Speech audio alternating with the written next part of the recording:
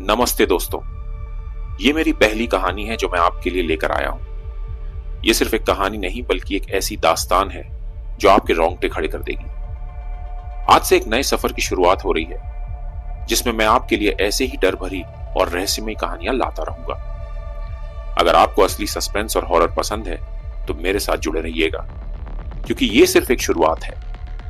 आने वाले दिनों में मैं आपको ऐसी कहानियां सुनाऊंगा जिन्हें सुनकर आपके होश उड़ जाएंगे। तो चलिए तैयार हो जाइए एक ऐसी ही डरावनी कहानी के लिए जो रात भर आपका पीछा नहीं छोड़ने वाली। राघव एक छोटे से गांव से शहर आया था जहां उसकी नौकरी अभी लगी थी। गांव में उसके पिता खेती करते थे और मां घर का काम संभालती थी। 3 भाई बहनों में सबसे बड़ा होने के कारण राघव पर घर की पूरी जिम्मेदारी आ पड़ी थी। आखिरकार एक बड़ी आईटी कंपनी में उसकी नौकरी लग गई और नए जॉब का ये पहला हफ्ता था। पर उसे क्या पता था कि जो ऑफिस उसके लिए एक नए जीवन की शुरुआत थी वही उसकी सबसे बड़ी भूल बनने वाली थी। एक भयानक रात उसका इंतजार कर रही थी।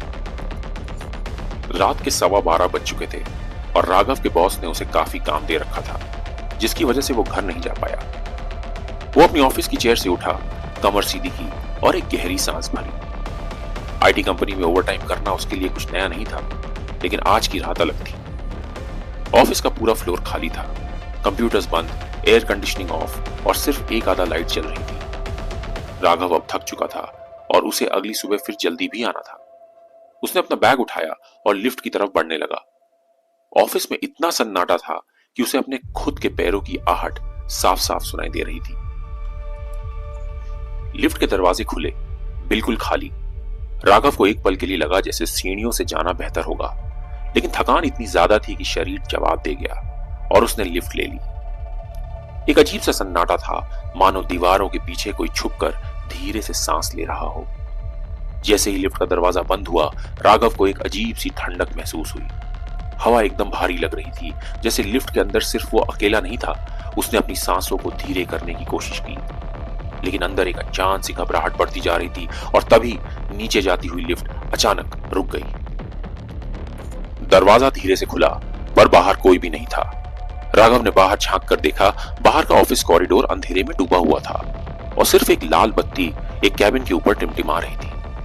और तभी कुछ घिसटने की आवाज सुनाई दी, जैसे कोई जमीन पे घिसट रहा हो, धीरे धीरे। राघव का दिल जोर से धड़कने लगा। उसने तुरंत क्लोज का बटन दबा दिया।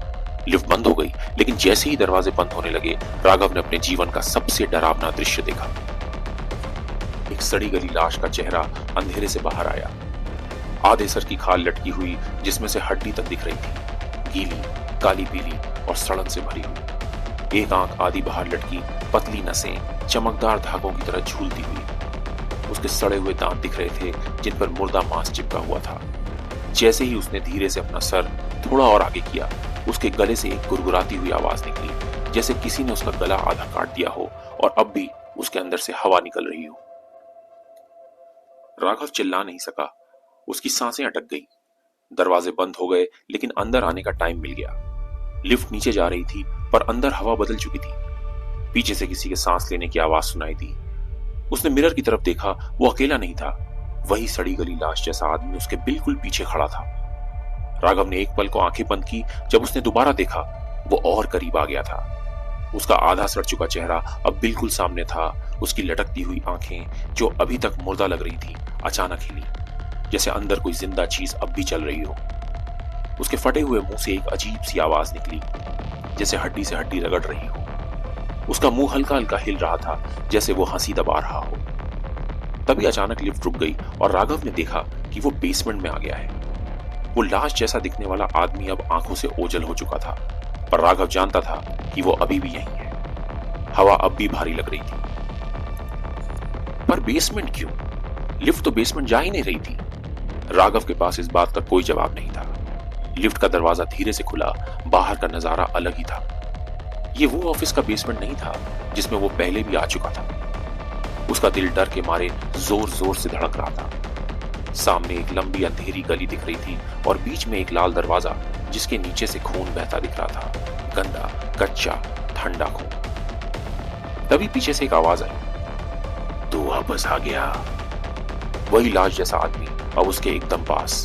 उसके हाथ में एक कटी हुई उंगली थी जो अभी भी हिल रही थी।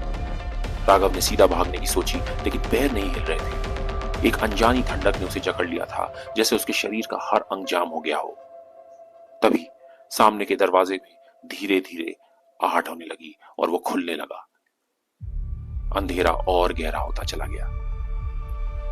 अंदर एक सर्जिकल टेबल था और उस पर एक लाश बिछी थी जिसका चेहरा हूबहू लिफ्ट वाले आदमी जैसा था।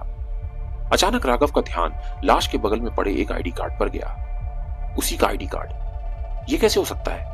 यह आईडी कार्ड मेरा कैसे हो सकता है? तभी वो लाश एक झटके से उठ बैठी और एक आवाज सुनाई दी, तू यहां अकेला नहीं है। राघव पीछे हटने लगा, लेकिन उसके पैर जाम हो चुके थे। हर तरफ एक अजीब सी ठंडक महसूस होने लगी, जैसे हवा भी डर के भागना चाहती हो। राघव का दिमाग तेज घूमने लगा और तभी कमरे की दीवारें धीरे धीरे बदलने लगी। सर्जिकल टेबल के आसपास पुराने फाइल रैक्स और हॉस्पिटल के इंस्ट्रूमेंट दिखने लगे। उसका सर चकराने लगा। यहां तो ऑफिस होना चाहिए था, यह हॉस्पिटल जैसा क्यों लग रहा है? और तभी एक याद झटके से दिमाग में घूम गई। ये ऑफिस पहले एक पुराना हॉस्पिटल था। एक डॉक्टर यहाँ लोगों पे अजीब अजीब एक्सपेरिमेंट करता था और जीते जागते लोगों को काटकर उनका मांस निकालता था। और एक दिन वो खुद इसी टेबल पर मरा मिला। आज तक कोई नहीं जान पाया कि कैसे किसी ने उसका सर चीर दिया, लेकिन तब से ये जगह शापित थी। राघव ने पीछे मुड़कर भागने की कोशिश की, लेकिन उसके पीछे अब भी एक अंधेरा दरवाजा धीरे धीरे खुल रहा था। आधी कटी लाश अब टेबल से उठकर राघव के ठीक सामने आ गई। उसकी फटी हुई उंगलियां राघव की तरफ बढ़ रही थी। तू भी अब इसी जगह का हिस्सा बनेगा। राघव जोर जोर से चीखा, लेकिन कमरा धीरे धीरे अंधेरे में डूबने लगा। उसके कानों में सिर्फ मुर्दा हंसी की आवाज गूंज रही थी। आखिरी बार उसने आईने में अपना अक्स देखा, जहां अब सिर्फ एक मुर्दा इंसान खड़ा हुआ था। अगली सुबह जब ऑफिस के सिक्योरिटी गार्ड ने देखा कि बेसमेंट का एक दरवाजा खुला हुआ था, तो उसने अंदर जाके देखने की कोशिश करी। सब कुछ नॉर्मल था, बस एक चीज मिली, एक आईडी कार्ड, राघव का आईडी कार्ड। लेकिन राघव का कोई पता नहीं था, जैसे वो कभी था ही नहीं। दोस्तों, हर जगह सिर्फ काम करने के लिए नहीं होती। कुछ जगह ऐसी भी होती है जो लोगों को एक बार बुलाती तो है, पर वापस जाने नहीं देती। अगर आपको यह कहानी पसंद आई हो तो लाइक, शेयर और सब्सक्राइब जरूर करना। और अगली बार फिर मिलेंगे एक और डर भरी कहानी के साथ। अलविदा।